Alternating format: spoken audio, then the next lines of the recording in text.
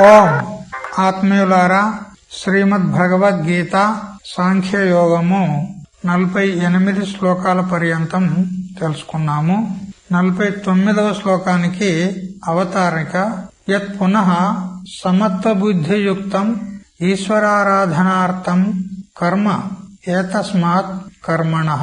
పూర్వ శ్లోకంలో సిద్ధ్యోః సమత్వం యోగ ఉచ్యతే అని ఏదైతే చెప్పాడో, సిద్ధి అంటే అంతఃకరణ శుద్ధి, అసిద్ధి అంటే అంతఃకరణము అశుద్ధి. ఈ రెండిట్లో కూడా సమానంగా ఉండాలి. ఉంటూ నిష్కామంగా ఈశ్వర ప్రీత్యర్థం కర్మలు చెయ్యాలి.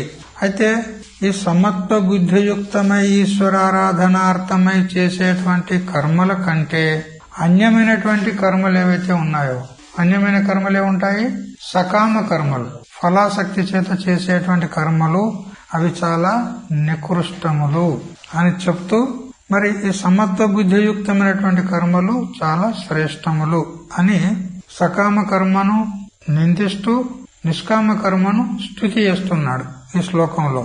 49వ శ్లోకం చదవండి. దూరే నహ్యవరం కర్మ బుద్ధియోగా ధనంజయ బుద్ధౌ శరణమన్విచ్ఛ కృపణా ఫలహేతవః. ధనంజయ, ఓ అర్జున, కర్మ అంటే ఏ కర్మ?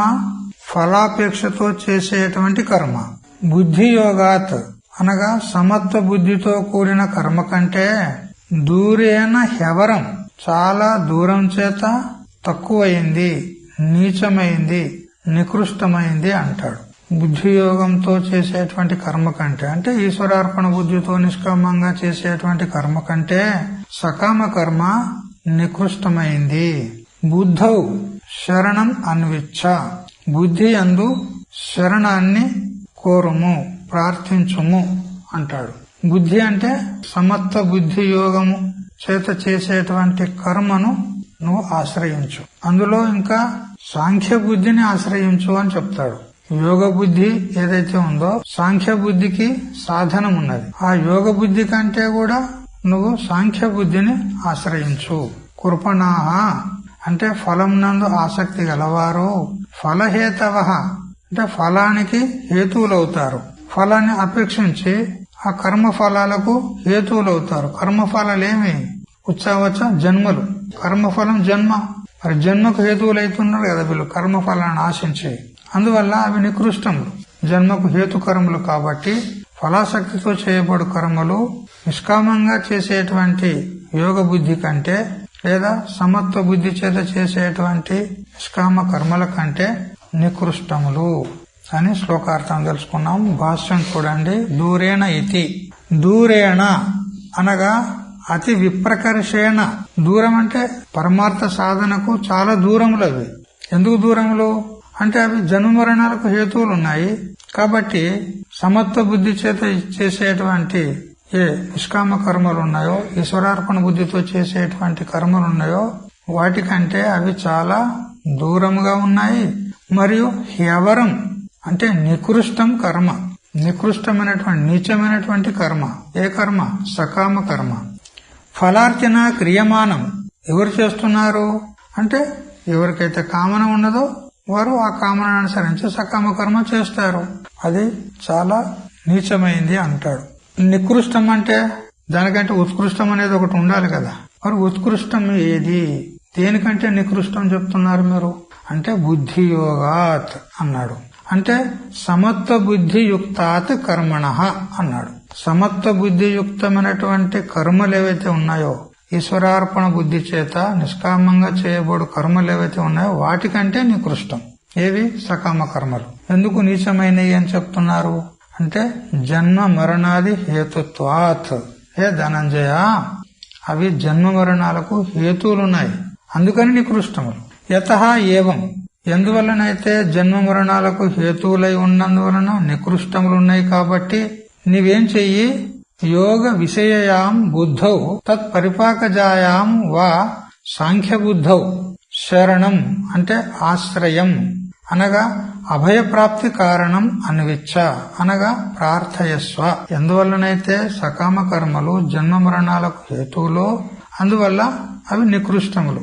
కాబట్టి నువ్వేం చెయ్యి, వాటిని వదిలేసేయి, సకామంగా కర్మలు చేయకు. మరేం చేయాలి అంటే యోగ విషయాం బుద్ధౌ, యోగ బుద్ధి అంటే ఈశ్వరార్పణ బుద్ధితో చేసేటువంటి బుద్ధి, సమత్వ బుద్ధిని ఆశ్రయించి తత్ పరిపాకజాయాం వా సాంఖ్య బుద్ధౌ, ఆ యోగ బుద్ధి పరిపక్వమైతే సాంఖ్య బుద్ధి కలుగుతుంది. యోగ బుద్ధి అంటే నిష్కామ కర్మ ఈశ్వరార్పణ బుద్ధితో చేయగా చేయగా అంతఃకరణం శుద్ధిపడి సాంఖ్య బుద్ధి అంటే జ్ఞాననిష్ట యోగ్యత ప్రాప్తమవుతుంది నీకు. అందువల్ల నువ్వు యోగ బుద్ధినైనా ఆశ్రయించు లేదా సాంఖ్య బుద్ధినైనా ఆశ్రయించు. ఎందుకు ఆశ్రయించాలి అంటే అభయ ప్రాప్తి కారణం, అది అభయ ప్రాప్తికి హేతు ఉన్నది. అభయం అంటే ఇక్కడ జన్మ మరణ రాహిత్యం, జన్మ మరణాలే భయము.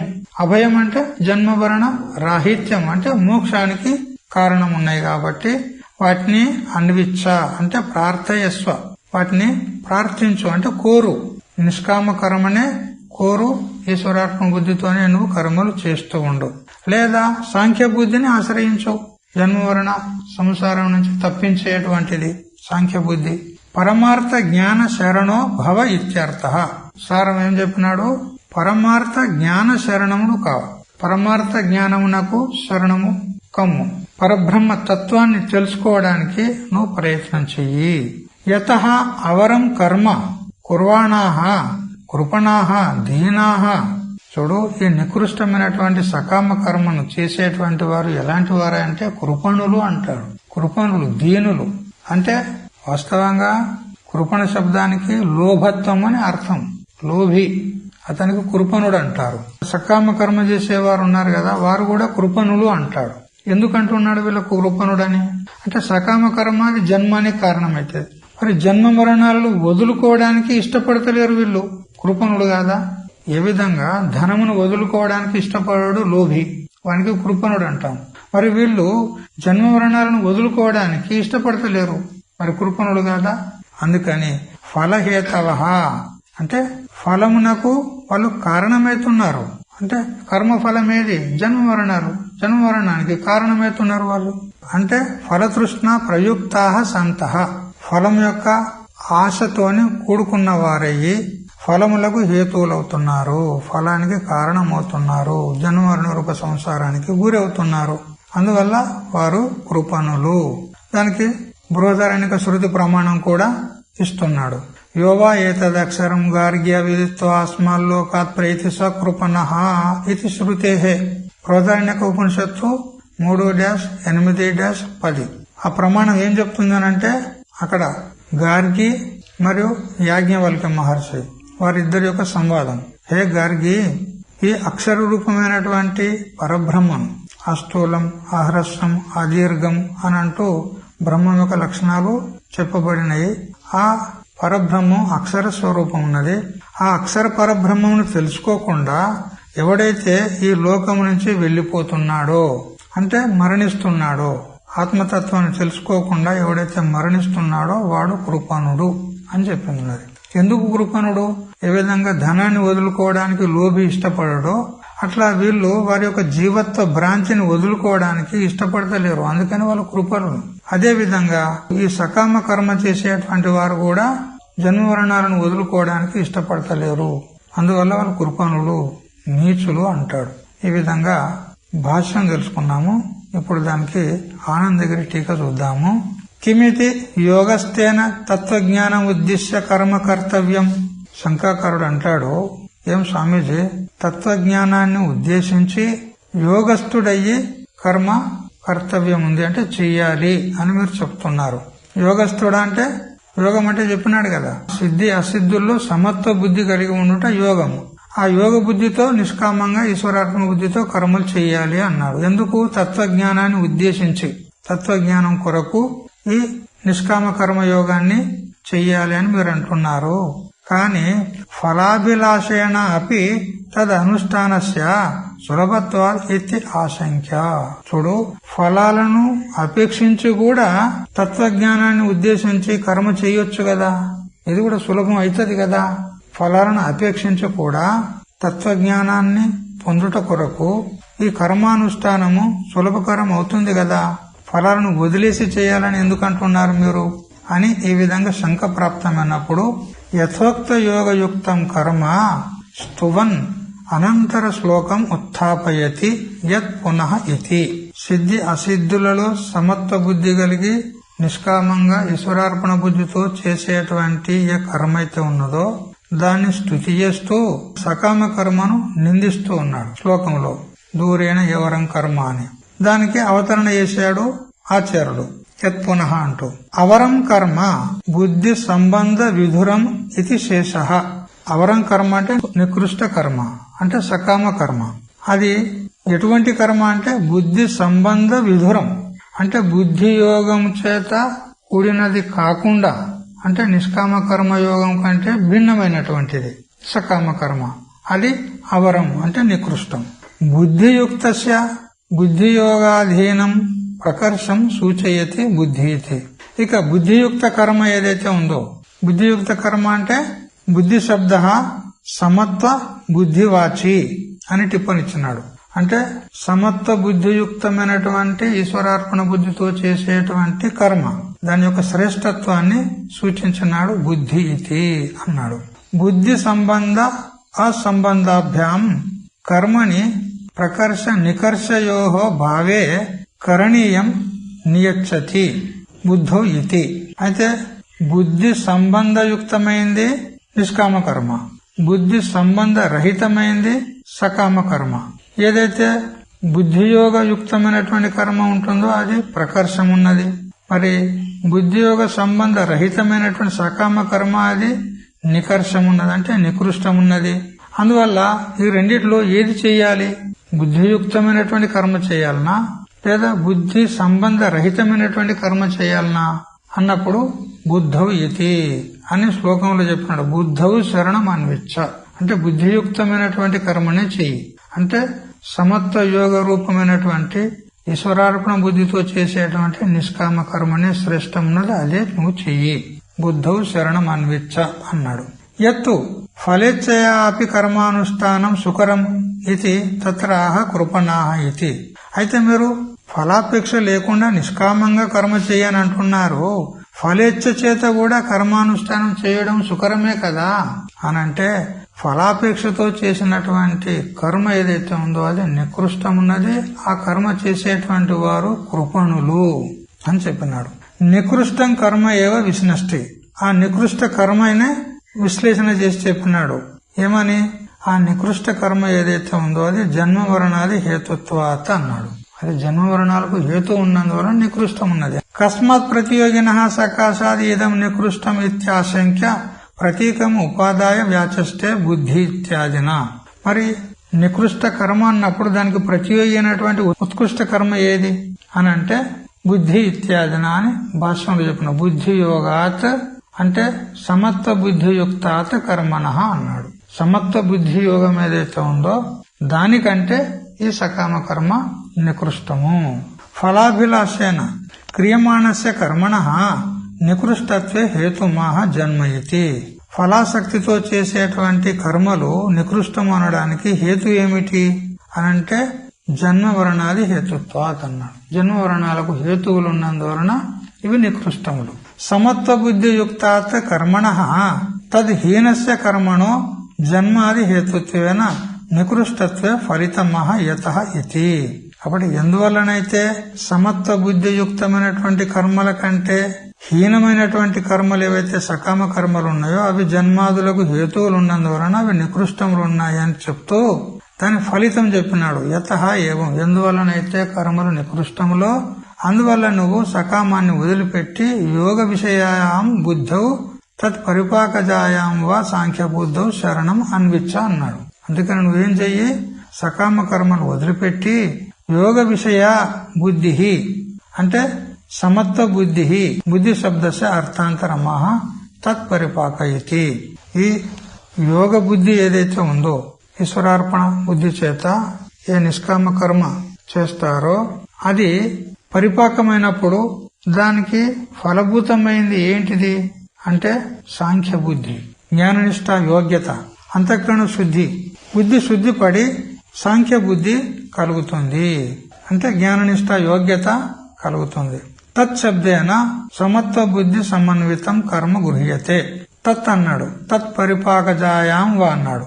అంటే తత్శబ్దం చేత ఏం తెలుసుకోవాలంటే సమత్వ బుద్ధి సమన్వితమైనటువంటి కర్మ ఏదైతే ఉన్నదో, యోగ బుద్ధి ఏదైతే ఉందో, లేదా నిష్కామ కర్మానుష్ఠానం ఏదైతే ఉందో అది సాంఖ్య బుద్ధికి హేతు ఉంది. తస్య పరిపాక తత్ ఫలభూత బుద్ధి శుద్ధి.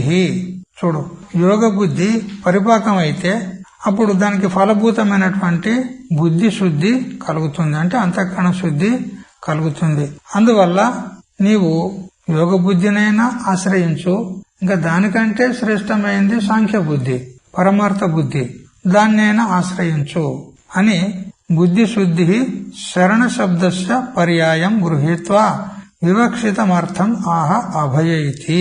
ఆ సాంఖ్య బుద్ధిని ఆశ్రయించి ఆ సాంఖ్య బుద్ధికి శరణాగతి కమ్ము. ఎందుకు? అభయ కారణత్వాత్, అభయానికి కారణం ఉన్నది సాంఖ్య బుద్ధి. సాంఖ్య బుద్ధి అంటే జ్ఞాననిష్ట యోగ్యత, అంటే సాధన చతుష్టయ సంపత్తి ప్రాప్తమైన తర్వాత నువ్వు గురు శాస్త్రాన్ని ఆశ్రయించి శ్రవణం మననం నిధిధ్యాసనం చేస్తావు. ఆ తర్వాత నీకు జ్ఞానం కలిగితే జ్ఞానం చేత అభయప్రాప్తి అవుతుంది, అంటే జన్మ మరణ సంసారము నివృత్తమవుతుంది. అందువల్ల సాంఖ్య బుద్ధిని ఆశ్రయించు అని చెప్పినాడు. సప్తమీం అవివక్షిత్వా ద్వితీయం పక్షం గృహీత్వా వాక్యార్థం మహా పరమార్థ ఇతి. అయితే సప్తమి చేత నిర్దిష్టమైనటువంటి ఏదైతే యోగ విషయాయాం బుద్ధౌ, యోగ విషయకమైనటువంటి బుద్ధి యందు అని సప్తమి చేత చెప్పినటువంటి దానికంటే రెండో పక్షాన్ని చెప్పినాడు. ఏది? సాంఖ్య బుద్ధిని ఆశ్రయించు అన్నాడు. రెండో ద్వితీయం పక్షం ఏది? సాంఖ్య బుద్ధి. ఆ సాంఖ్య బుద్ధిని ఆశ్రయించు అని చెప్తూ పరమార్థ జ్ఞాన శరణో భవ అన్నాడు. పరమార్థ జ్ఞానమునకు నువ్వు శరణాగతి వెళ్ళు.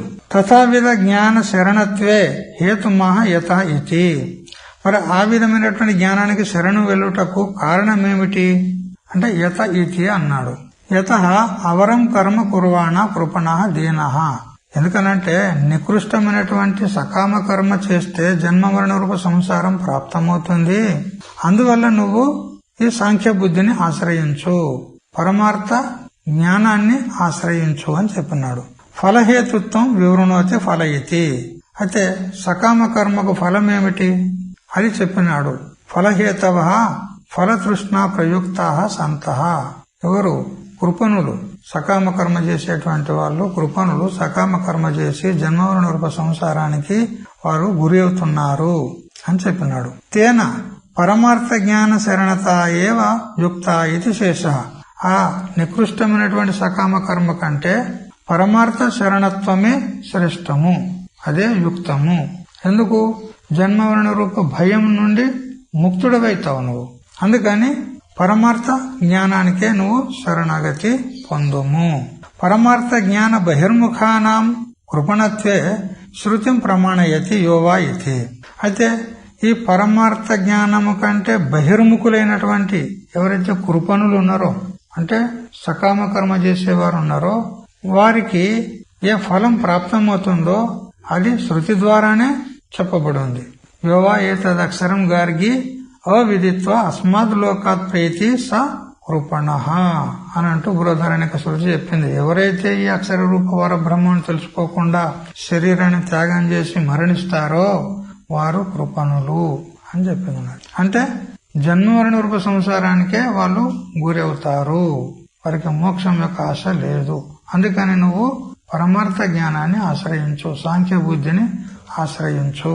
అస్థూలాది విశేషణం ఏతత్ ఇత్యుచ్యతే. ఏతద్ అక్షరం గార్గి అనే మంత్రంలో ఉంది కదా, ఏతద్ అక్షరం అంటే ఈ అక్షర రూప బ్రహ్మను తెలుసుకోకుండా ఎవడైతే మరణిస్తాడు అని చెప్పాడు కదా. ఏతద్ అనే శబ్దం చేత ఏం తెలుసుకోవాలి? అంతకు పూర్వమే ఆ అక్షర బ్రహ్మం గురించి విచారణ జరుగుతూ ఉంది. అస్థూలం, అహ్రస్వం, అదీర్ఘం అని అంటూ. పరబ్రహ్మ స్వరూపం ఎలాంటిదంటే అస్థూలం, అది స్థూలం కాదు. అహ్రస్వం అంటే హ్రస్వం కాదు, పొట్టిది కాదు. అదీర్ఘం, అది పొడుగుది కాదు అని నిషేధముఖంగా ఆ పరబ్రహ్మ తత్వాన్ని చెప్పింది ఉన్నది. అటువంటి అక్షర బ్రహ్మమును ఎవడైతే తెలుసుకోకుండా ఈ జన్మ నుంచి వాడు నిష్క్రమిస్తాడో, శరీరాన్ని వదిలిపెడతాడో, అంటే మరణిస్తాడో, వాడు కృపణుడు అని చెప్పింది. అంటే వాడు జన్మ మరణ రూప సంసారాన్ని వదులుకోవడానికి ఇష్టపడడం లేదు, కృపణుడు కాదా? మరి ఏ విధంగా లోభీ పురుషుడు ధనాన్ని వదులుకోవడానికి ఇష్టపడడో, అదే విధంగా వీళ్ళు జీవత్వ భ్రాంతిని వదులుకోవడానికి ఇష్టపడతలేరు కాబట్టి కృపణులు ఉన్నారు. వీళ్ళు ఈ సకామ కర్మలు కూడా ఏమున్నారు, వాళ్ళు కూడా కృపణులే. ఎందుకు? వాళ్ళకు కూడా జన్మరణ రూప సంసారం ప్రాప్తం అవుతుంది సకామంగా కర్మలు చేస్తే.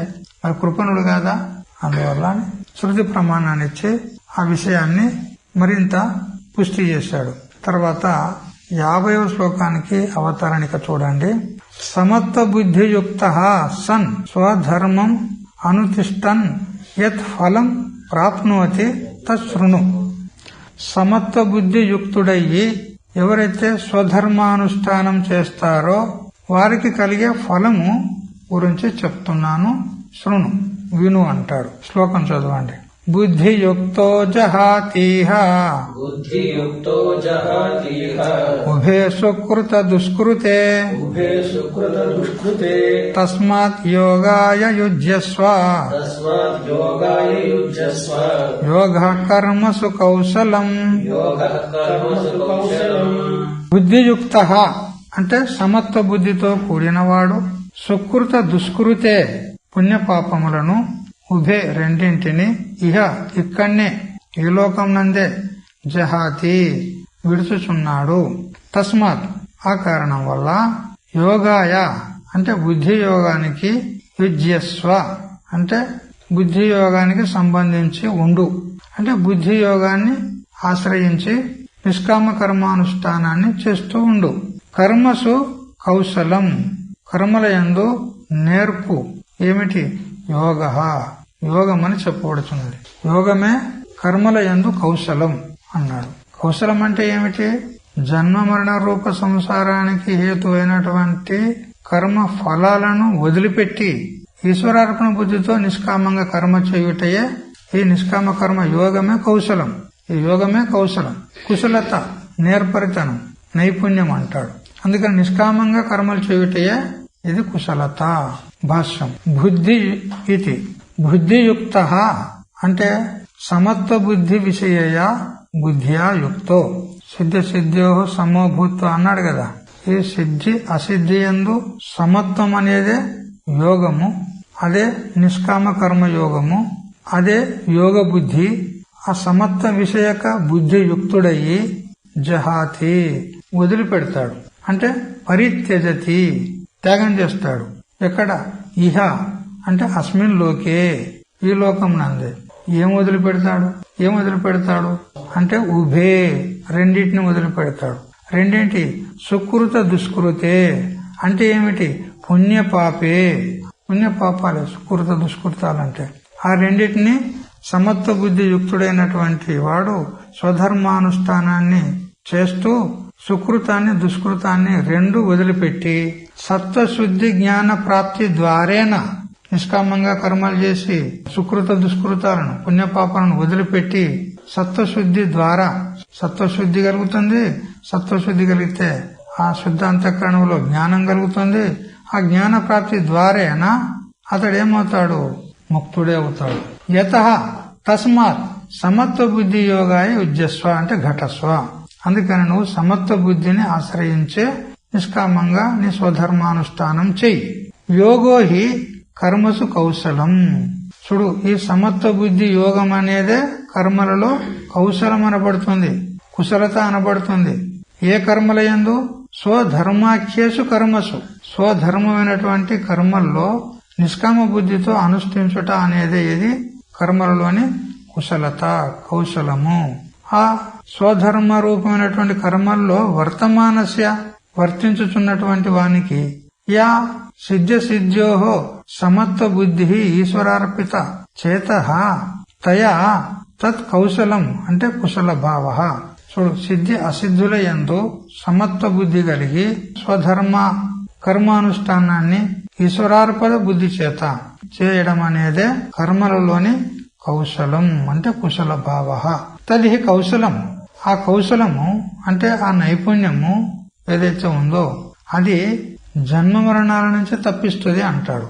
ఎందుకంటే స్వాభావికంగా కర్మలన్నీ కూడా బంధానికే కారణం. కర్మణా బధ్యతే జంతువు, జీవులు కర్మల చేత బద్ధులవుతారు. ఎందుకు? కర్మ యొక్క స్వభావం బంధించడమే. కాని ఈ కుశలత చేత నిష్కామ కర్మయోగ బుద్ధిని ఆశ్రయించి స్వధర్మానుష్ఠానం చేసినట్లయితే ఆ కర్మలే వాటి స్వభావాన్ని మార్చుకుంటాయి.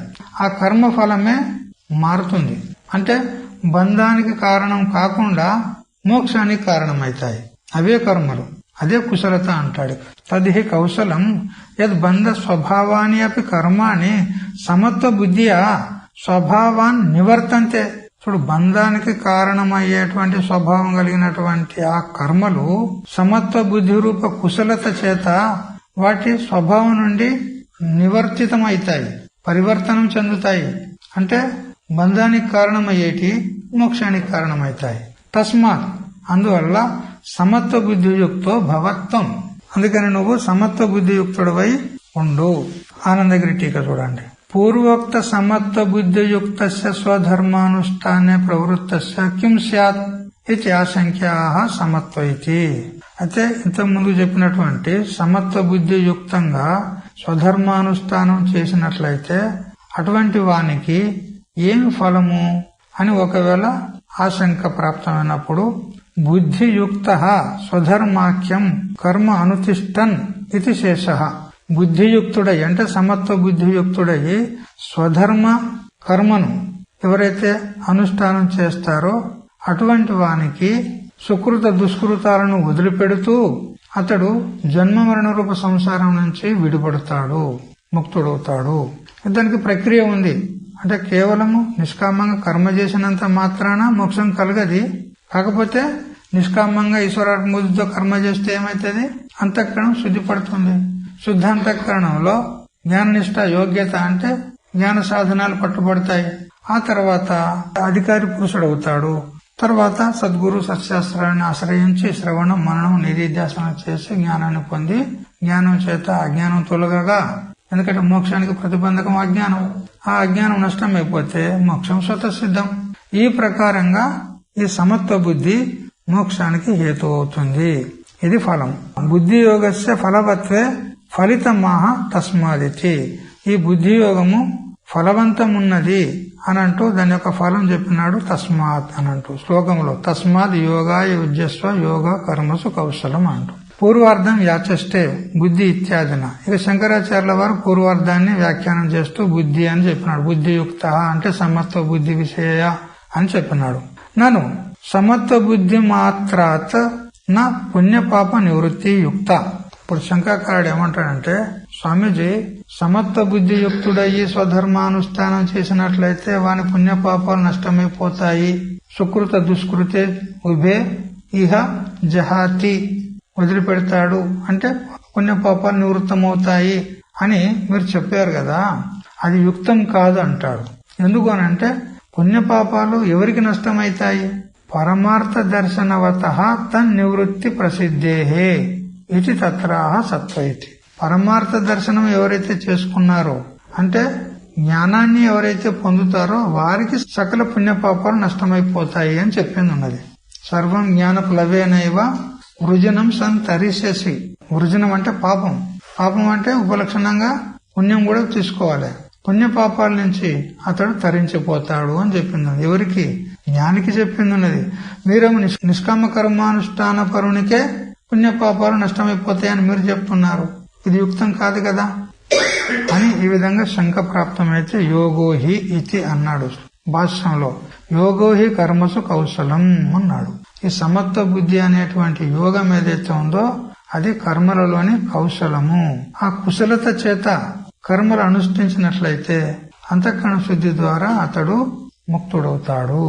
అందువల్ల నిష్కామంగా కర్మానుష్ఠానం చేసి సమత్వ యోగం అనేటువంటి కుశలతను ఆశ్రయించి స్వధర్మాన్ని అనుష్ఠానం చేసినట్లయితే వాని పుణ్యపాపాలు రెండు కూడా నష్టమైపోతాయి అని భాష్యంలో చెప్పినాడు. తరిహి యథోక్త యోగ సామర్థ్యాదేవ దర్శిత ఫల సిద్ధేహే అనస్త స్వధర్మానుష్ఠానే ప్రాప్తే ఇత్యాశంక్యా స్వధర్మాఖ్యేస్వితి. యథోక్తమైనటువంటి యోగ సామర్థ్యం చేతనే అంటే సమత్వ బుద్ధి రూప ఏ యోగమున్నదో ఆ యోగ సామర్థ్యం చేతనే ఫలము అంటే పుణ్యపాపాలు నశించిపోతాయి అన్నప్పుడు స్వధర్మానుష్ఠానం నందు అతనికి అనాస్థ అంటే అతనికి రుచి ఉండదు. స్వధర్మానుష్ఠానం చెయ్యాలనేటువంటి ఇచ్చ ఏం ఉండదు. అట్లా కాదు, సమత్వ బుద్ధి యుక్తుడయి స్వధర్మానుష్ఠానం చేసినటువంటి వానికే పుణ్యపాపాలు నష్టమైపోతాయి అని చెప్పింది ఉన్నది. ఈశ్వరార్పిత తయా కర్మసు, ఈశ్వరార్పితమైనటువంటి దాని చేత అంటే స్వధర్మానుష్ఠానం చేత కర్మల యందు వర్తమానస్య కర్మలను అనుష్ఠానం చేసినటువంటి వానికి అనుష్ఠాన నిష్టస్య అనుష్ఠానంలో నిష్ట కలిగినటువంటి వానికి యా యథోక్త బుద్ధి ఏ సమత్వ యోగం అనేటువంటి బుద్ధి చెప్పబడిందో తత్ తేసు అంటే ఆ కర్మల యందు కౌశలం ఇది యోజన. ఈశ్వరార్పితముగా కర్మలను నిష్కామంగా అనుష్ఠానం చేసినటువంటి వానికే ఈ సమత్వ బుద్ధి రూప యోగ కౌశలం ఏదైతే ఉందో అది పుణ్యపాపాలను నష్టం చేస్తుంది. కర్మణం బంధ స్వభావత్వాత్ తద్ అనుష్ఠానే బంధ అనుబంధ స్యాత్ ఇత్యాశంక్య కౌశలం ఏవ విశదయతి తది హి ఇతి అన్నాడు. కర్మలు ఏవైతే ఉన్నాయో అవి స్వాభావికంగా బంధ హేతువులున్నాయి, బంధాన్ని కలుగజేస్తాయి. ఇంకా కర్మలు చేస్తూ ఉంటే ఆ బంధం దృఢమైతుంది, అంతేగాని బంధం నష్టం కాదు, పుణ్యపాపాలు నష్టం కావు అని అంటే అట్లా కాదు బాబా, కౌశలం ఏవ అని అన్నాడు. కుశలత ఉన్నది కదా అంటే ఈశ్వరార్పణ బుద్ధితో సమత్వ యోగ బుద్ధిని ఆశ్రయించి నిష్కామంగా స్వధర్మానుష్ఠానం చేసినట్లయితే అదే కౌశలము. ఆ కౌశలం చేత పుణ్యపాపాలు నష్టమవుతాయి. సమత్వ బుద్ధేహే ఏవ ఫలత్వే స్థితే, ఆ సమత్వ బుద్ధి ఏదైతే ఉందో అదే ఫలవంతం ఉన్నది అని ఎప్పుడైతే సిద్ధయిందో ఫలితం ఉపసంహరది తస్మాదిచి. భాష్యంలో చివరి పంక్తి తస్మాత్ సమత్వ బుద్ధియుక్తో భవత్వం, అందుకని నువ్వు సమత్వ బుద్ధిని ఆశ్రయించు అన్నాడు. ఉత్తర శ్లోకానికి అవతారిక యస్మాత్, ఎందువల్లనైతే ఈ సమత్వ బుద్ధియుక్తమైనటువంటి పురుషుడు నిష్కామంగా ఈశ్వరార్పణ బుద్ధితో స్వధర్మానుష్ఠానం చేసినట్లయితే సుకృత దుష్కృతములు మరియు పుణ్యపాప కర్మల యొక్క ఫలములు ఏవి జన్మవరణాలు అవి వదిలిపెట్టి ముక్తుడవుతాడు. ఎందువల్లనైతే ఈ విధంగా ఉందో అందువల్ల నువ్వేం చెయ్యి, కర్మజం బుద్ధియుక్తాహి ఫలం త్యక్త్వా మనీషిణః జన్మబంధ వినిర్ముక్తాః ఫలం గచ్చంత్యనామయం. బుద్ధియుక్తాః అంటే సమత్వ బుద్ధితో కూడిన మనీషిణః విద్వాంసులు ఎవరైతే ఉన్నారో వారు కర్మజం ఫలం త్యక్త్వా కర్మల వల్ల కలిగినటువంటి ఫలమును ఏమిటి జన్మ మరణాలు అవి వదిలిపెట్టి జన్మబంధ వినిర్ముక్తాః జన్మవరణ రూప బంధం నుండి ముక్తులయ్యి అనామయం పదం గచ్చంతి. అనామయం అంటే ఏ కష్టములు లేనటువంటి, వాస్తవంగా శబ్దార్థం ఏంటంటే ఆమయం అంటే రోగం, అనామయం అంటే రోగము లేనటువంటిది. ఏ రోగము? భవరోగం. ఈ జన్మవరణ రూప సంసారం అనేటువంటి రోగము లేనటువంటి పదము అంటే స్థానాన్ని గచ్చంతి వాళ్ళు పొందుచున్నారు అని శ్లోకార్థం. భాష్యం కర్మజం ఇది కర్మజం ఫలం త్యక్త్వా ఇది వ్యవహితేన సంబంధ. శ్లోకంలో మొట్టమొదలు కర్మజం శబ్దం ఉంది, మధ్యలో బుద్ధియుక్త హి ఉంది, ఆ తర్వాత ఫలం త్యక్త్వా అని ఉన్నది. మనం ఎట్లా అన్వయం చేయాలి? కర్మజం ఫలం త్యక్త్వా అని ఇట్లా అన్వయం చేసుకోవాలి. అంటే బుద్ధియుక్తాహి అది వదిలిపెట్టి కర్మజం ఫలం త్యక్త్వా అని ఈ విధంగా అన్వయం చేసుకోవాలి.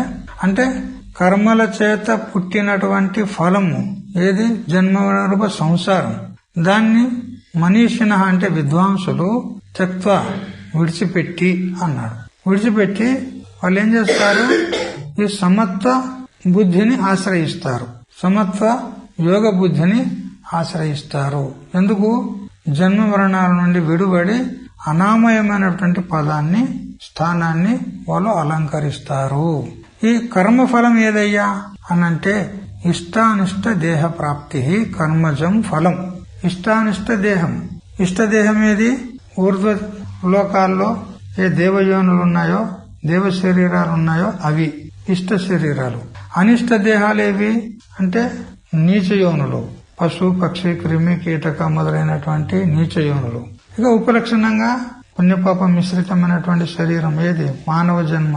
అందుకని కర్మజ ఫలం ఏదైతే ఉందో జన్మ మరణాలు, వాటిని వదిలిపెట్టి కర్మభ్యో జాతం, కర్మల వల్ల పుట్టినటువంటి ఈ ఇష్టానిష్ట కర్మ ఫలాలు అంటే జన్మ మరణాలు ఏవైతే ఉన్నాయో వాటిని వదిలిపెట్టి బుద్ధియుక్తాహ అంటే సమత్వ బుద్ధియుక్తాహ హి అంటే యస్మాత్ ఫలం త్యక్త్వా పరిత్యజ్య మనీషిణః అంటే జ్ఞానినః.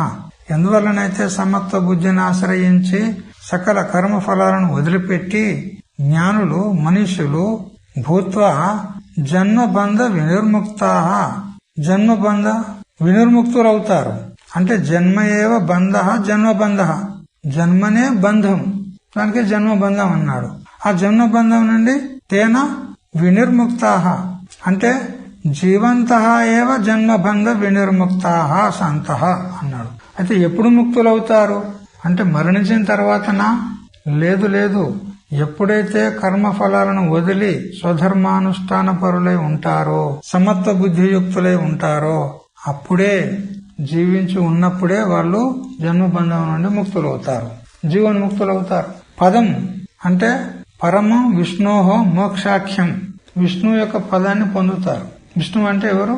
చతుర్భుజ నారాయణుడు కాదు, విష్ణు వ్యాపనే, వ్యాపకమైనటువంటి ఏ పరబ్రహ్మ తత్వం ఉన్నదో దాన్ని గచ్చంతి, వాళ్ళు పొందుతారు.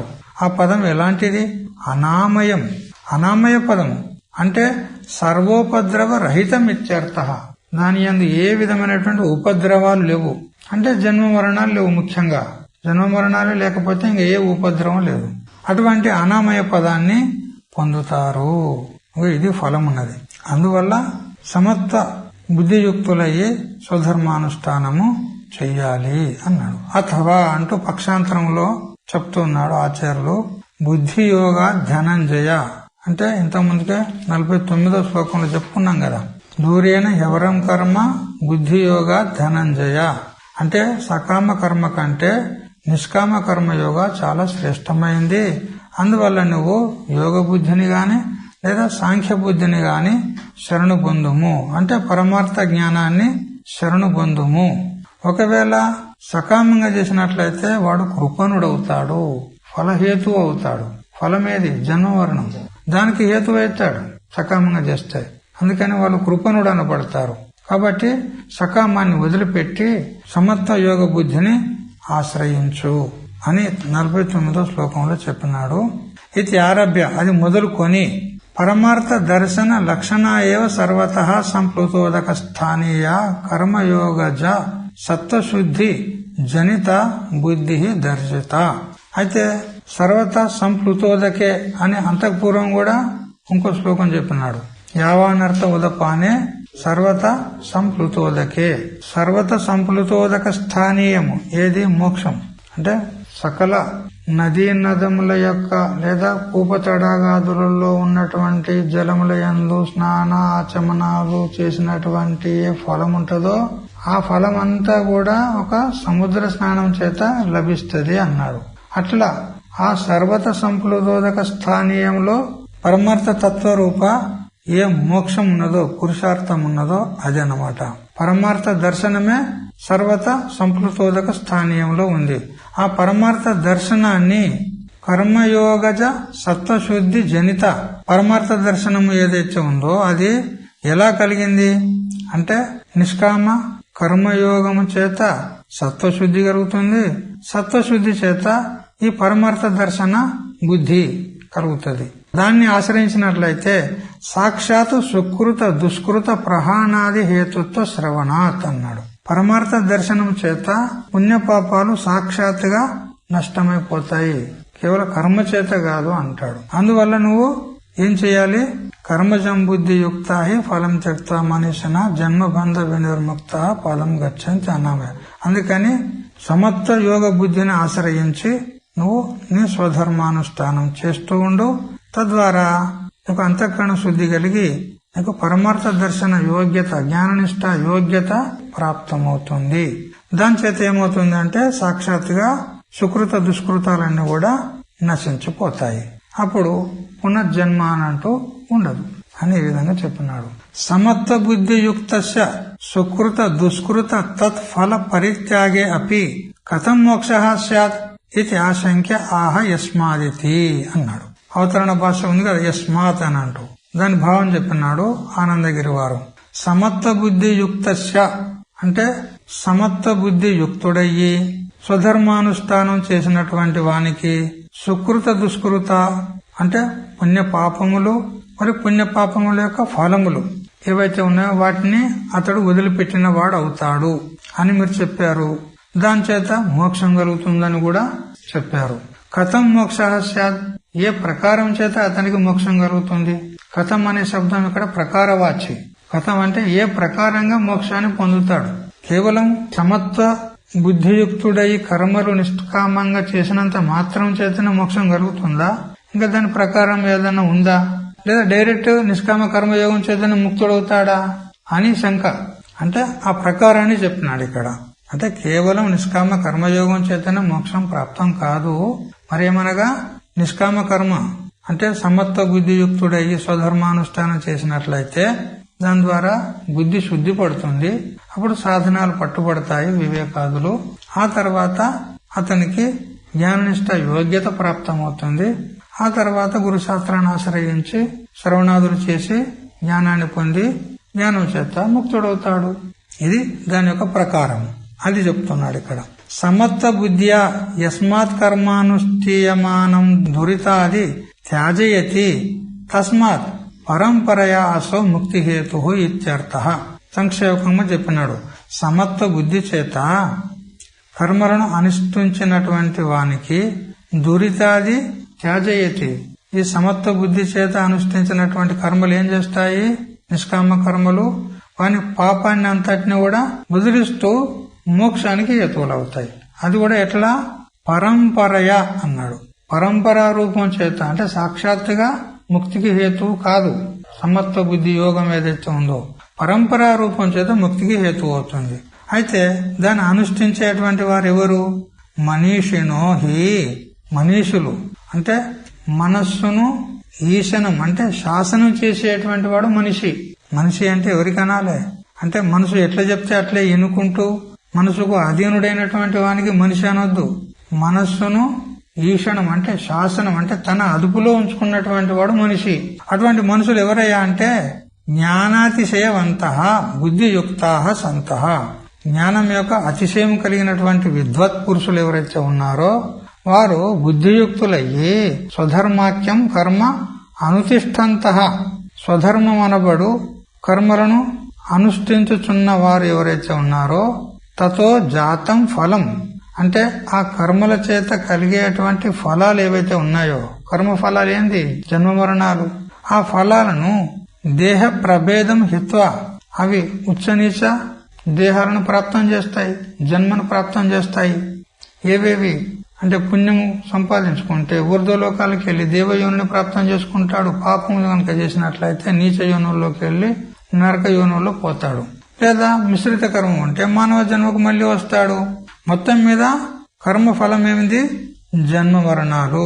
దేహ ప్రభేదం హిత్వా ఈ కర్మ ఫలాలైనటువంటి దేహ భేదాలను వదిలిపెట్టి జన్మ లక్షణాత్ బంధ నిర్ముక్తా అంటే జన్మ అనేటువంటి బంధం ఏదైతే ఉందో ఆ బంధం నుండి వినిర్ముక్తులయ్యి వైష్ణవం పదం అంటే సర్వ సంసార స్పర్శ శూన్యం ప్రాప్నువంతి ఇది శ్లోకోక్తం అర్థం శ్లోకయోజనయా దర్శయతి కర్మజం ఇత్యాదిన.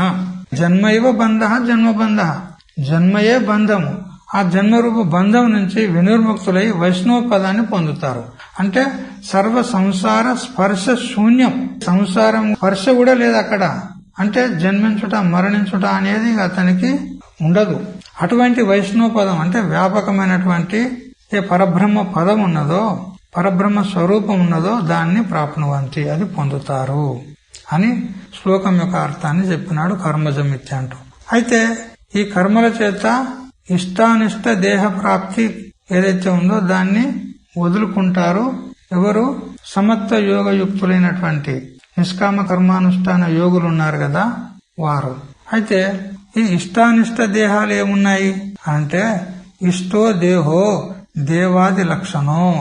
ఇష్టదేహం ఏది? దేవాది లక్షణం అంటే దేవయోనులు. మరి అనిష్టో దేహ అంటే తిరియగాది లక్షణ తత్ప్రాప్తిరేవ కర్మణ జాతం ఫలం. అనిష్టం అంటే తిరియగాది యోనులు, పశు పక్షి క్రిమి కీటకాది. ఇష్టం అంటే దేవయోనులు. ఈ కర్మ ఫలాలైనటువంటి దేహ ప్రాప్తి ఏదైతే ఉందో దాని నుంచి వీళ్ళేం చేస్తారు?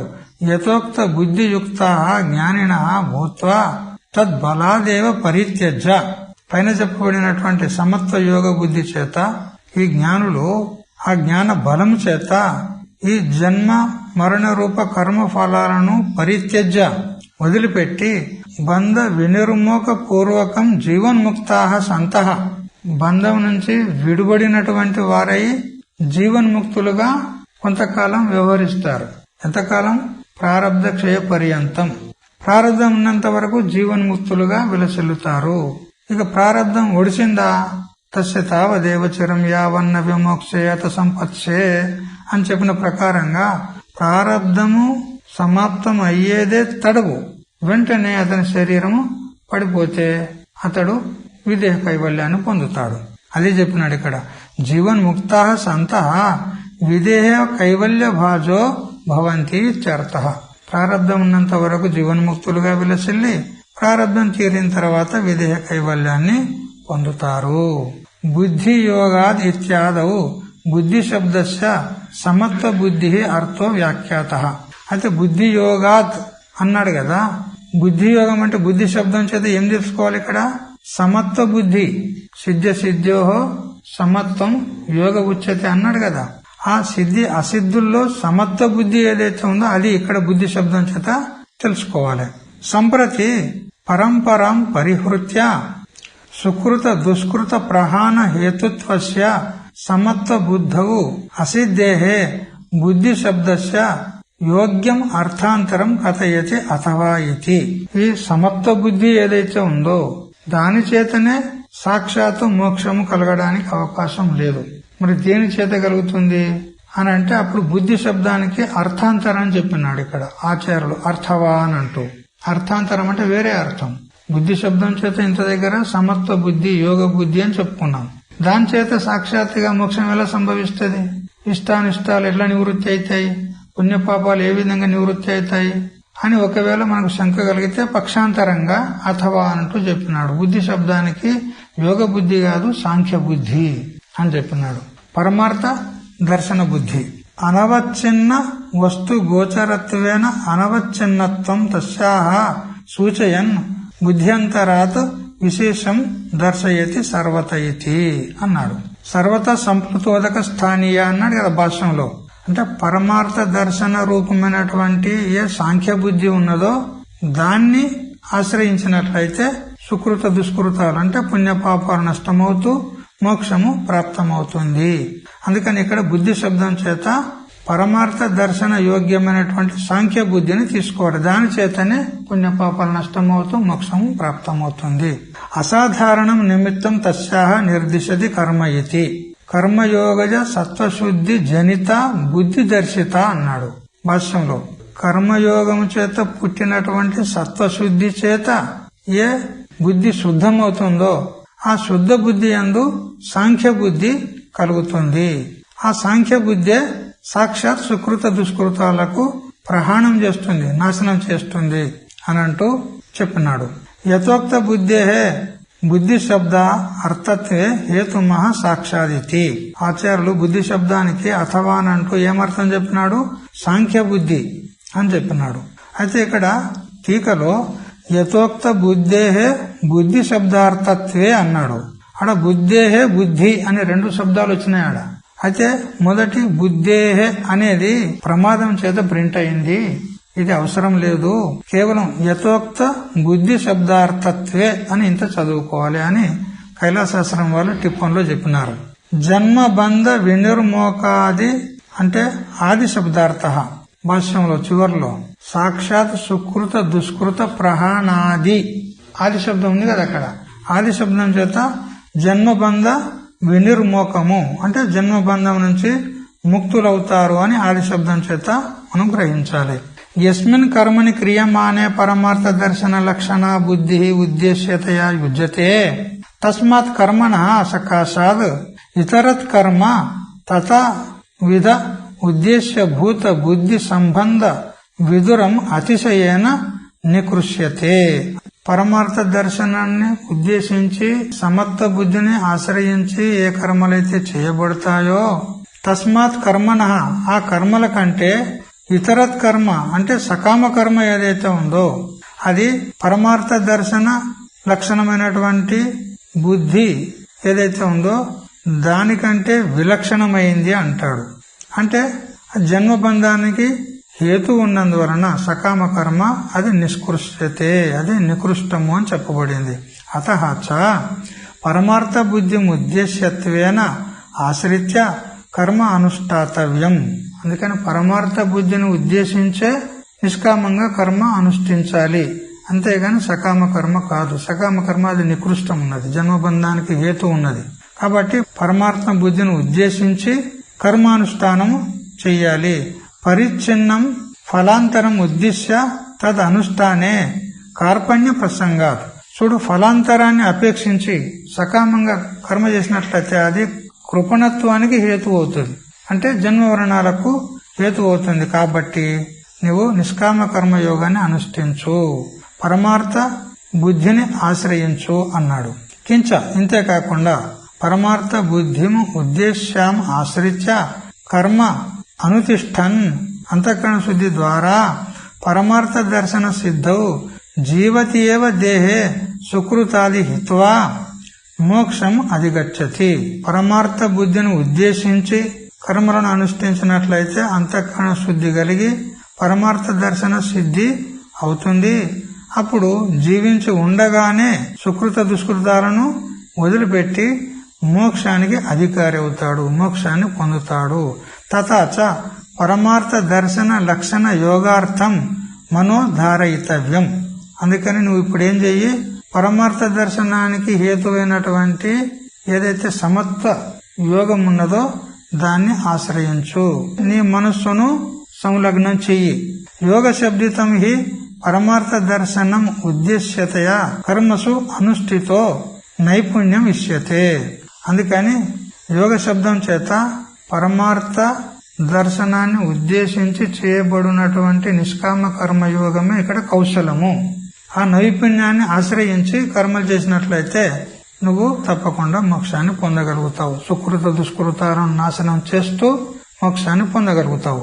యదిచ పరమార్థ దర్శనం ఉద్దేశ్య తద్యుక్తాః సంతః సమారభేరన్ కర్మాణి తదా తద్ అనుష్ఠాన జనిత బుద్ధి శుద్ధ్యా జ్ఞానినః భూత్వా కర్మజం ఫలం పరిత్యజ్య నిర్ముక్త బంధన ముక్తిబాజో భవంతి ఇత్యేవం అస్మిన్ పక్షే శ్లోకత్రయ అక్షరాన్ని వ్యాఖ్యాతవ్యాని.